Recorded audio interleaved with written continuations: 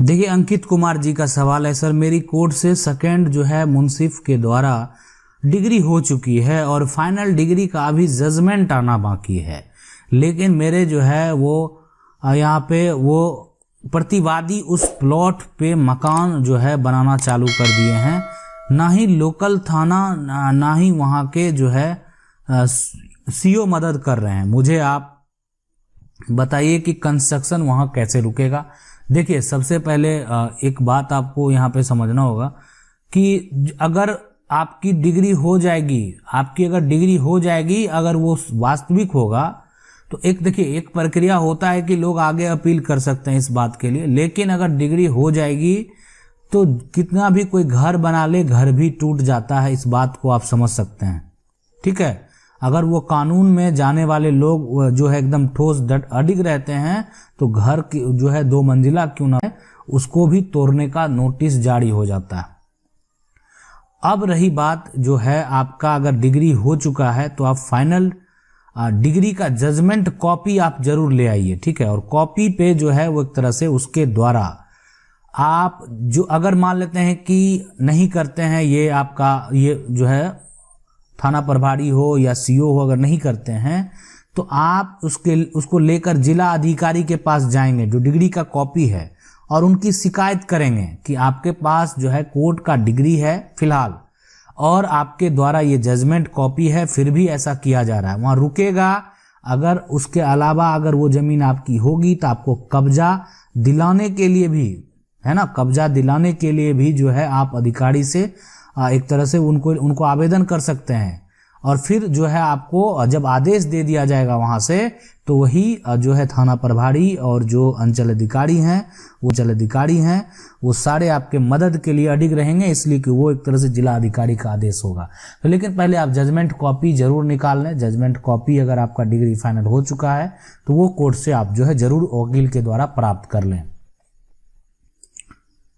अगला सवाल देखते हैं। अगला सवाल है ये यहाँ पे, चलिए इनका जो सवाल है ये पूछ रहे हैं कि सर मैंने पहले कई बार जो है लिखा लेकिन जवाब नहीं मिला। सर मेरा जमीन है जिनका खरीद जो है केवाला मेरे पिताजी के नाम है और उसकी जमाबंदी भी चल रहा है, जिसका लगान भी अभी तक दे रहा हूँ और 17.5 डिसमिल जो है जो कि भूमि स्वामी से लिया था, उस जमीन को 6 डिसमिल बगल में रह रहे बटाई सिकमी से भी लिया था, जिसका दाखिल खारिज नहीं हुए तो मैंने छोड़ दिया, जबकि 17 डिसमिल में टाइटल सूट भी जो है चला सिकमी वाले से, वो अनुमंडल और जो है डिस्ट्रिक्ट एवं बिहार लैंड जो है कोर्ट से जजमेंट मेरे पक्ष में हुए और सबके बाद भी वे कब्जा कर रहा है। सीओ को आवेदन किया, वो मुझे जो है दे रहा है, लगान में दे रहा हूँ, फिर मैं उसको मौखिक कब्जा करने उसको बोल रहा है। ठीक है, मौखिक कब्जा करने उसको बोल रहा है। ठीक है,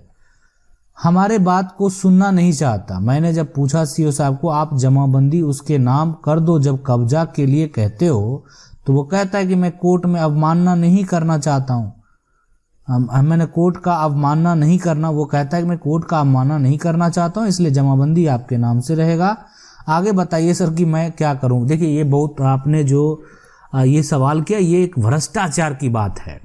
ठीक है, अब मानना में आप जा सकते हैं कोर्ट में, अगर कोर्ट के आदेश को अधिकारी नहीं मानते हैं तो, लेकिन पहले फिलहाल आप देखिए, फिलहाल आपको क्या करना चाहिए, आप जिस क्षेत्र से बिलोंग करते हैं उसमें उनको ये चीज़ जो है कॉपी दीजिए और उनकी शिकायत कीजिए, सीओ साहब की शिकायत कीजिए। दूसरा, आप जो एक तरह से जिस एरिया से बिलोंग करते हैं उनका जो भी आपका भूमि विभाग के मंत्री हैं उनको इस बात का शिकायत कीजिए।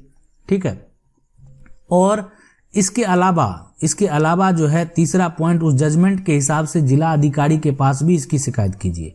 ठीक है, और ये शिकायत इसलिए कि जब कोई अधिकारी मान लेते हैं किसी पक्ष में और एक तरह से आप समझ सकते हैं वैसे आदमी के पक्ष में जो कि कब्जा करना चाह रहा है, तो फिर तो ये भ्रष्टाचार वाली बात हो गई। तो इसलिए आपको इतना प्रक्रिया करना चाहिए, आपको अडिग रहना चाहिए, एक्शन में रहना चाहिए और थोड़ा आप जो है एक तरह से अगर ऐसा कोई करना चाहता है तो उसका विरोध के लिए भी आपको तैयार रहना चाहिए।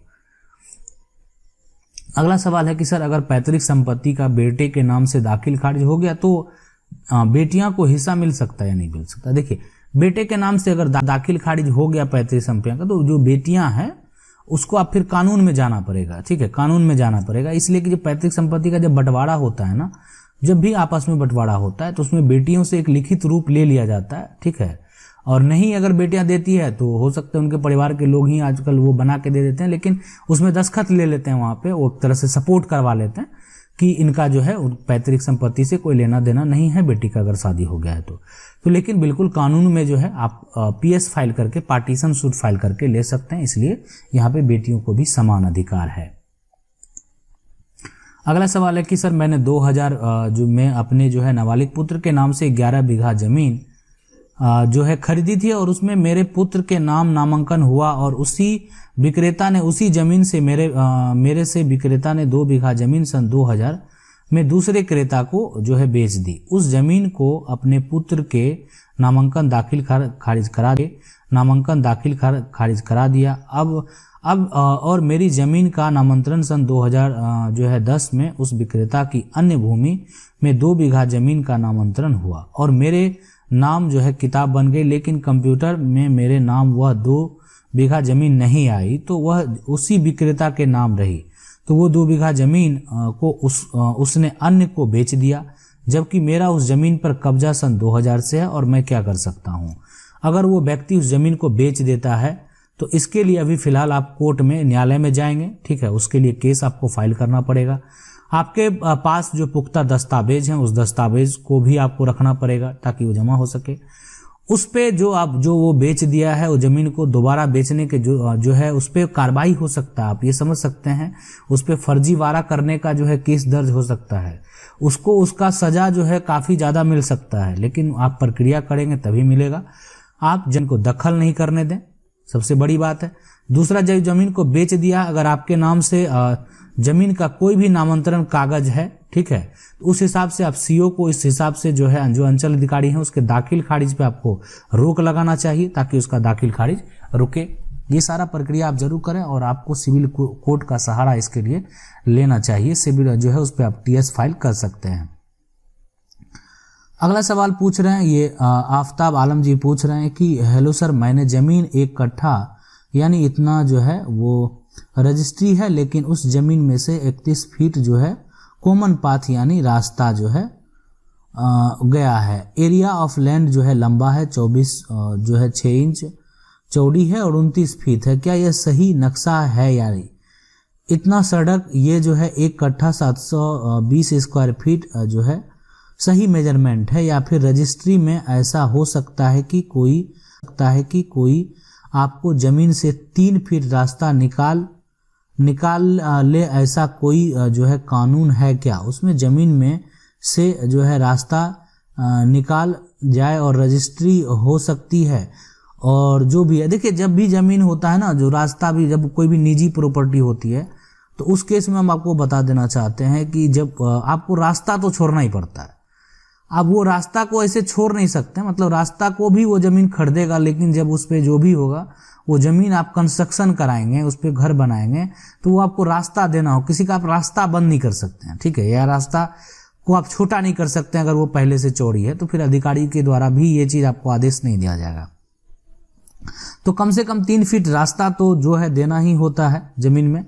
अगर वो जमीन मान लेते हैं शहर की प्रॉपर्टी है तो वहां तो नगर निगम से आपको पता है कि नक्शा जो जमीन घर बनाते हैं तो उसको पास कराना पड़ता है, और वहां पे जो नियम है वो प्रक्रिया है कि अगर आपको जमीन में जो भी जमीन है वो ठीक है, खरीद बिक्री में रास्ता का भी खरीद बिक्री होता है अगर वो निजी रास्ता है तो, लेकिन रास्ता भी को भी वहां पे जो है छोड़ना तो पड़ता ही है। मेरा नाम नीतीश कुमार है और मैं नालंदा से हूँ। मेरे जमीन का दाखिल खारिज करने में 2000 रुपया मांगा गया है। देखिए अगर आपका सब कुछ सही है तो ये सब बिल्कुल एक भ्रष्टाचार है, ठीक है। और अगर बिहार की बात है तो आप इसकी शिकायत जो है आप कर सकते हैं, जो भी अधिकारी हैं, उच्च अधिकारी हैं, उनके ऊपर कर सकते हैं। लेकिन जो है अगर आपका सब कुछ सही होता है तो इस तरह का कोई भी जो है प्रक्रिया अगर किया जा रहा है तो वो पूरा तरह से गलत है। अगला सवाल देखते हैं, सर जी मैं जमीन संबंधित के अलावा और कोई केस, पुलिस किसी केस में कार्रवाई ना करे, गिरफ्तारी ना करे, तो इसके लिए जो है एसडीएम कोर्ट में जो है आप बिल्कुल कर सकते हैं। अगर और कोई भी है तो आप एसडीओ के पास इसके लिए जा सकते हैं, एसडीओ के पास जाइए और जो भी एक तरह से जो अधिकारी हैं ये वो प्रशासनिक अधिकारी हैं, और उस स्तर तक अगर कोई भी कानूनी कार्रवाई होती है तो इनके द्वारा जो है आप इनके कोर्ट में जा सकते हैं। अगला सवाल है, ये पूछ रहे हैं कि मेरा ज़मीन को जो है गैर तरीके से खरीद लिया, रजिस्ट्री नहीं हुआ है और वो जो है क्रेता वापस नहीं करना चाहता है, तो क्या हम करें। देखिए, ज़मीन गैर तरीके से अगर खरीद लिया है, रजिस्ट्री नहीं हुआ है, मतलब गलत तरीके से ना, जो भी हो, क्रेता वापस नहीं करना चाहता, आपने स्पष्ट नहीं है क्या वापस नहीं करना चाहता, पैसा की क्या है। अगर मामला स्पष्ट कर दे तो हम आपको बता सकते हैं, इसलिए कि अगर मान लेते हैं कि आपका ज़मीन का वापस करने वाली बात जो भी हो, अगर आपने ज़मीन को खरीदा तो आपका ज़मीन का अगर रजिस्ट्री नहीं हुआ तो रजिस्ट्री करवाना चाहिए। अब क्या मामला है आपने स्पष्ट नहीं किया अच्छे तरीके से। अगला सवाल है कि मेरे गांव में जो है वो कब्जा खेत है, 40 वर्ष से है, मैं खेती करता हूँ। आज गांव का दूसरा आदमी मेरा है, बोल रहा है कि हल चला दिया है ना, बोल के हल जो है चला दिया दादागिरी के साथ। अब बताओ मैं क्या करूं। देखिए, अगर आप 40 बरस से उस पे हैं और ज़मीन में अगर आप लगान शुल्क भी जमा कर रहे हैं, मतलब आप रसीद कटा रहे हैं, आपके नाम से जमाबंदी भी कायम है, ठीक है, और ये सारा चीज़ आपके पास है, तो आप इसके लिए अगर कोई कब्जा करता है तो एसडीओ कोर्ट में जा सकते हैं। फिलहाल आपका मालिकाना हक है। अब ज़मीन का डॉक्यूमेंट किसके पास है, नहीं है, आपने वो सब किसके नाम से है ये मेंशन नहीं किया। अगर आपके ज़मीन वो आपका कब्जा भी होगा, अगर ये सब आप कर रहे होंगे प्रक्रिया, तो इसके लिए तब आप एसडीओ के पास आवेदन कर सकते हैं, उसके कब्जा के खिलाफ एक्शन ले सकते हैं, इसलिए कि वर्तमान में आप उसके फिलहाल मालिक हैं। आगे की प्रक्रिया वो तो कोर्ट पे डिपेंड करता है। अगला सवाल ये पूछ रहे हैं कि हमारे ससुर के पिताजी के नाम से ज़मीन है खतियानी, जो कि हिस्सा जो है वो देना नहीं दे रहा, मतलब हिस्सा नहीं दे रहा है, सिर्फ 2 लड़की है, बोलता है कि मैं जो है किसी और को ज़मीन दे दूंगा, मैं कैसे मिलेंगे, इसका बताएं समाधान। देखिए, अगर आपके ससुर के जो पिताजी हैं, ससुर के पिताजी के नाम से अगर ज़मीन है, खतियान है, जो कि हिस्सा नहीं देना चाह रहा, और अगर 2 लड़की है, इस बात को आप समझिए, अगर 2 लड़की है और तो आप उस जो लड़की हैं उनके द्वारा आप पार्टीशन सूट कोर्ट से फाइल करवा दीजिए। जो नहीं देना चाह रहा है वो आसानी से देगा, और आप दोनों लड़की का जितना भी हक होगा वो पूरा मिलेगा, उसमें कोई रुकावट नहीं है,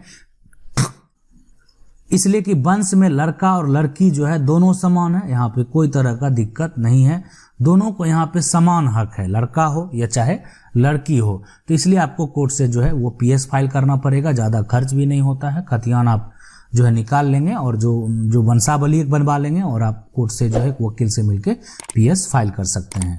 अगर आप लोगों का भी ऐसा कुछ सवाल आप हमें कमेंट करके पूछ सकते हैं, वीडियो के माध्यम से आपके सवाल का जवाब देने का प्रयास करेंगे। वीडियो अच्छा लगा वीडियो को लाइक जरूर कर दें, चैनल को पहली बार देख रहे हैं सब्सक्राइब करके जो बेल आइकन उसको जरूर दबा लीजिए। मिलते हैं अगले